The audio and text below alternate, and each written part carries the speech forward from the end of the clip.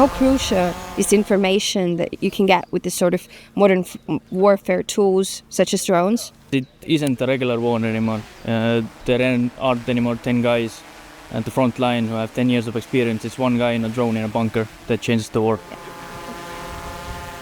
The way wars are fought may be changing, but it's worth remembering that as part of NATO, we won't be facing the future alone.